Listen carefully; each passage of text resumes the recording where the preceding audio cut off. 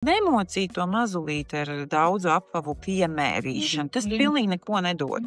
Tas dod tikai varbūt, ka vecākam vizuāli saprast, vai viņam patīk, kā tas apavs izstāsta tā bērniņa vai ne. Šis cipars ir ļoti mānīgs dažreiz. Tāpēc labāk ir nevis paļauties uz šo ciparu, bet uz centimetriem, cik tur ir. Dažām firmām 19. izmēram būs citi centimetri un dažām firmām citi centimetri. Pēc iespējas vairāk saprast, jau paņemot apavu rokā. Mēs jau zinām, tā kā savu bērnu kājiņu, es zinu, ka viņa ir tāda pufīga un plata.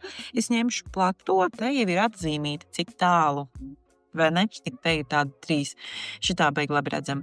Mēs redzam, ka pēdiņai nav jāizpilda viss apavs, ka tur ir jāpaliek pāri tai vietai. Par pašu garumu ir ideāli, ja var izņemt pēdiņu, labāk mērīt tad pēdiņu uz pēdīs, bet arī tad mēs noliekam, paņemam to mazuļu kājiņu, man ir milzīgā roka, un tā kā nevis šitā tikai pieliekam klāt, bet tiešām uzspiežam, paņem to kājiņu un tā kā uzspiež uz to pēdiņu, ka viņi te un piespiežam, paskatamies, kas notiek te, notiek garumā, bet, un ja liekas, ka viss ir fajni, ja gribās, protams, kad uzvelk un paskatās, kā tas bērniņš kā iet.